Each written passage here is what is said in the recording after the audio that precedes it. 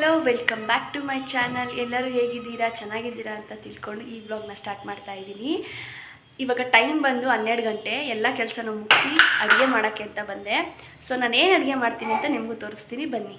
ಹೊರಗಡೆ ಅಷ್ಟೊಂದು ಆಟ ಸಾಮಾನು ಇಟ್ಕೊಂಡು ಇವ್ರು ಕಿಚನಿಗೆ ಬಂದು ಪಾತ್ರೆ ಎಲ್ಲನೂ ಗಲೀಜು ಮಾಡ್ತಿದ್ದಾಳೆ ಫ್ರೆಂಡ್ಸ್. ನಿಮ್ಮನೆ ಮಕ್ಕಳು ಹಿಂಗೆ ಮಾಡ್ತಾರೆ.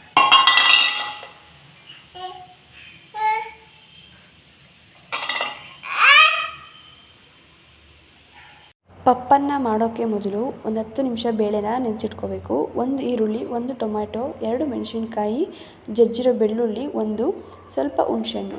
ಇವಾಗ ಒಂದು ಕುಕ್ಕರ್ಗೆ ನೆನೆಸಿಟ್ಟಿರೋ ಬೇಳೆ, ಈರುಳ್ಳಿ, ಟೊಮ್ಯಾಟೊ, ಮೆಣಸಿನ್ಕಾಯಿ, ಜಜ್ಜಿಟ್ಟಿರೋ ಬೆಳ್ಳುಳ್ಳಿ, ಹುಣಸೆಹಣ್ಣು, ಸ್ವಲ್ಪ ಜೀರಿಗೆ, 1 ಸ್ಪೂನ್ ಖಾರದ ಪುಡಿ, 1 ಸ್ಪೂನ್ ಅರಿಶಿನ, 2 ಸ್ಪೂನ್ ಆಯಿಲ್ಸ್, ಸ್ವಲ್ಪ 1 ಗ್ಲಾಸ್ ವಾಟರ್ ಹಾಕಿ ಲಿಡ್ನ ಕ್ಲೋಸ್ ಮಾಡಿ ಒಂದು 5 to 6 ವಿಷಲ್ನ ನೀವು ಕೂಗಿಸ್ಕೋಬೇಕಾಗುತ್ತೆ.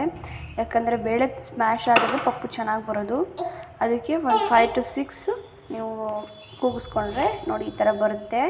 ಇದನ್ನು ಸೌಟಲ್ಲಾದರೂ ಸ್ಮ್ಯಾಶ್ ಮಾಡ್ಕೋಬೋದು, ಇಲ್ಲ ಸ್ಮ್ಯಾಶಲ್ಲಿದ್ದರೆ ನೀಟಾಗಿ ಈ ಥರ ಸ್ಮ್ಯಾಶ್ ಮಾಡಿಕೊಂಡು ಚೆನ್ನಾಗಿ ಬೇಳೆ ಎಲ್ಲ ಮಸಾಲೆ ಎಲ್ಲ ಮಿಕ್ಸ್ ಆಗಬೇಕು. ಆ ರೀತಿ ಸ್ಮ್ಯಾಶ್ ಮಾಡಿಕೊಂಡು ಮತ್ತೆ ಒಂದು ತಪ್ಪಲಿ ಇಟ್ಟು 3 ಸ್ಪೂನ್ಸ್ ಆಯಿಲ್ ಹಾಕಿ ಸಾಸಿವೆ ಹಾಕಿ 4 ಒಣಮೆಣಸಿನ್ಕಾಯಿನ ತೊಗೊಂಡಿದ್ದೀರ ಫ್ರೈ ಮಾಡ್ಕೊಳ್ಳಿ. ಟೇಸ್ಟ್ ತುಂಬಾ ಚೆನ್ನಾಗಿ ಬರುತ್ತೆ. ಈಗ ನಾವು ಏನು ಪಪ್ಪುನ ಸ್ಮ್ಯಾಶ್ ಮಾಡಿ ಇಟ್ಕೊಂಡಿದ್ದೀವೋ ಆ ಪಪ್ಪುನ ಹಾಕಿ ಒಂದು ಅರ್ಧ ಗ್ಲಾಸಷ್ಟು ನೀರನ್ನ ಹಾಕ್ಬಿಟ್ಟು ಉಪ್ಪು ಖಾರ ನೋಡಿಕೊಂಡು, ಇಲ್ಲಿ ನನಗೆ ಉಪ್ಪು ಕಡಿಮೆ ಇತ್ತು ಸೊ ನಾನು ಅದಕ್ಕೆ ಉಪ್ಪು ಹಾಕ್ಕೊಂಡೆ.